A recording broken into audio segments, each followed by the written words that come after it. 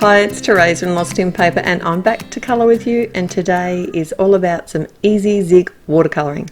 And I'm using this gorgeous set from Uniquely Creative. This is a new stamp company to me, and this set's called Whimsy Bunnies. So there's a couple of bunny images and some flowers and sentiments in the set, and I wanted one of the flowers to look like it was in her hair. Well, fur. I think bunnies have fur, don't they?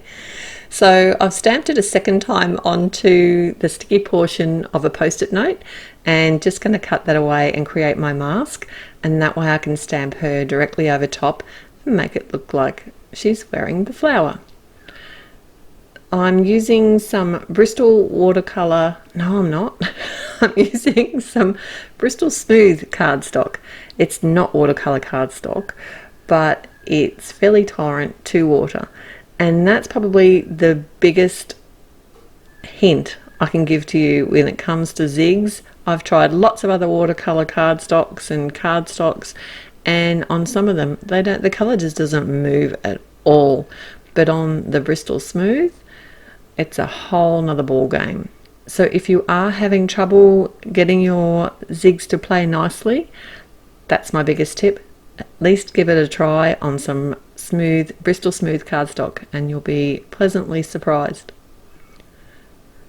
Now the best thing about these brush markers is that they're a brush, so you don't have to use water and a water brush, which is what I'm using today, but you can just actually use the colour like I'm doing here direct to paper. So you can use the brush to come back in and blend itself, and I do that a little bit here, but mostly because I want a very, very light sort of finish, I'm actually coming in with my water brush. And initially here I've got a medium sized water brush, and it's just a bit too big. It's putting too much water out, and once I went across to the fine brush, things got heaps better. The other thing that you can do, because I want a light coloured finish, is just use some paper towel, and you can actually dab some colour away. And this is also handy if you make a mistake or go outside the line. So like any watercolouring, it's best to work in areas that aren't wet. The zigs actually dry really quickly, so that is a big bonus with them. And you can see what colours you're using. You're not having to mix colours up too much on palettes and things. It does make life easier. I tend to work in small areas. I wouldn't do a whole big, like I wouldn't have added all the light colour over her whole body and then come back with the dark and then expect it to blend. Zigs don't tend to work very well that way. They're best activated while they're still wet.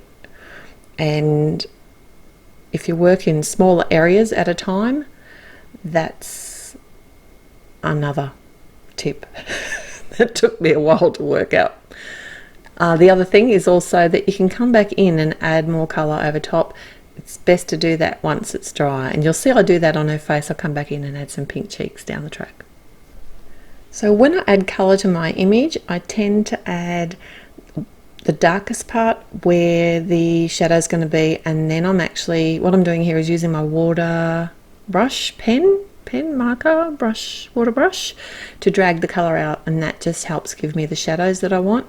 I've also popped some colour on a palette off to the side here, and then I can just pick up the colour off the palette with my brush to add some more shadows. Now I did stamp out some extra balloons because I wasn't sure what I was going to use, but I only ended up using one. And the way I coloured these was to add the water first, pick up the colour and then drop it on, trying to get that real watercolour-y look. And it seemed to work. I tried not to play with it too much. That's my problem. So I'm going to work on the rest of my card now. I have a die cut from Alton New which says Miss You, and I'm just going to pop that up on some fun foam using some matte medium and just set that aside to dry. I'm going to add some really pale clouds to my background, and this is directly on the front of my top fold card, and I have the MFT, it's the Mini Cloud Edges stencil, and some really old blue chalk and makeup sponge. but it seemed to work. I thought it'd be fun to have her sort of flying over a city. So I've got the Concord and 9th city stacks. There's 3 different scenes in this stamp set, so I thought the city would be fun. And all that's left to do is add my sentiment and my little images to my card front. So I will link this stamp company in the description below and at my blog. It's an Australian company. Their stamps are made in the USA and they're really good quality photopolymer stamps. You'll love them. And if you love a cute image and you love to colour, take a look. That's for sure. I like them. Alright, so thanks for joining me today. Don't forget to like my video if you like it and subscribe if you haven't already. Till next time, happy paper crafting. Bye.